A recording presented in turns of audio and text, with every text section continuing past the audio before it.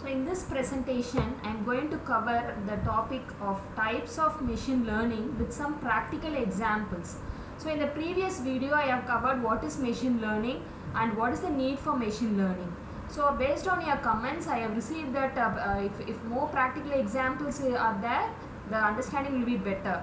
So I have accepted that suggestion and I have given some practical examples for this presentation. So first let me tell what is machine learning. Machine learning is a subset of artificial intelligence. I'm going to predict the data based upon the input data, and I'm going to create the model. The model is going to be fed with a suitable algorithm. So these are the components. First I'm going to give the input data to the model. The model will be programmed with a particular algorithm and the pattern will be identified. So this is machine learning. So in machine learning there are three types. First one is supervised learning, second is unsupervised learning, and third one is reinforcement learning. So in the first supervised learning, as from the name itself we can identify that there is a guide to identify the output pattern. That is supervised learning. It always has a label that is attached with the data. So based on that label, the label will give some clues to identify the output pattern. That comes under supervised learning. In unsupervised learning, there will be a no supervisor. That is, no guidance will be there to identify the pattern. Instead, how the data is predicted is it identifies the features that is given to the input data. For example, if the input data is an animal, if it has a tail, it is going to predict that the output is an animal. Yes, I hope you can understand the difference between supervised and unsupervised. In supervised learning, I am going to give specify the name itself. It is an animal. I am going to give that particular label. Whereas in unsupervised learning, I am going to give a clue that the pattern is going to have a tail. That's all. So based on the feature of tail, I am going to identify that the output pattern is a animal. Yes, clear? Next one is reinforcement learning. In reinforcement learning, the prediction, that is the output data, is predicted based on the trial and error approach. That is, the goal will be known. That is the path through which the algorithm must attain the goal will not be specified. So instead, it approaches the output with the help of trial and error approach. Next is the comparison between a classical and machine learning approach. I think you will be clear with machine learning approach by now. In machine learning approach, I am going to predict the output based upon the model. Machine learning is used whenever the data size is of millions of data. Whenever I am going to identify a single image, I need to identify a single image where there is a thousands of input data. From the thousands of input data, whenever I need to predict a single image, I need to go for this machine learning approach. Yes, is it clear? And next one is supervised learning. I am going to cover the types. As I already told, I am going to cover the types. So let us consider a real-time example. So in this real-time example, I have given this three cars images. The three car images is given as a input and followed by the label. I have given the label that these are the pictures of the car. Yes, so these input are given to the model. The model will be programmed. Model is saved with this input data.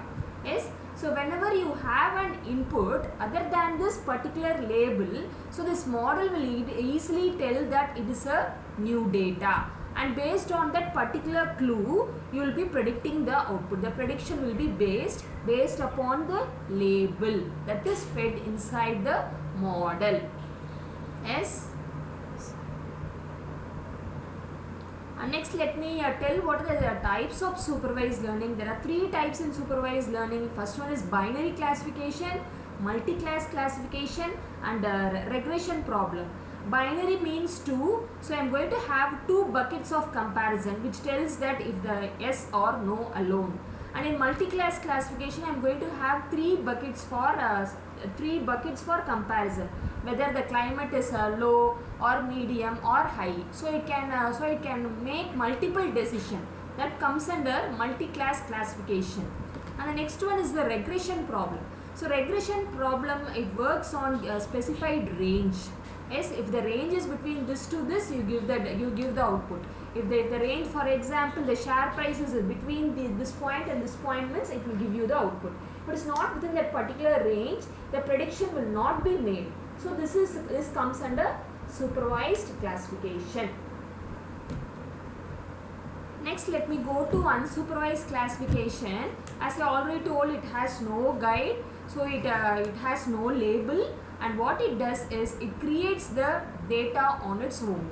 So if a particular original data is given, for example, you are going to give some group of fruits to the model. So you are giving an apple, a banana, a grapes. So what this unsupervised model will do is it will separate the different kinds of fruits. That is, apple will be separated as cluster 1, orange will be separated as cluster 2, and the grapes will be separated as cluster 3. So I am going to divide the given data into cluster, and the label will be created automatically. Whereas in supervised learning, what you have to do, the label will be given by the input user itself.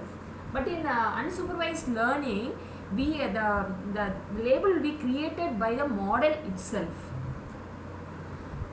So next, let me provide a small example for cluster. So here is a graph plotted between the vehicle speed and hours of the day. So if the vehicle speed is between 0 to 100, somewhat 100 means it forms a cluster. If it is beyond 100, it is going to give the name as false positive, and if it is above, it is above or at 250 miles per hour, we are going to classify it as a true positive. So based on the threshold also we can divide it into cluster. That is the idea behind this particular slide. Hope you understand this example for, yes, it is unsupervised classification. And next, as I already told, I am going to give a comparison between supervised and unsupervised learning.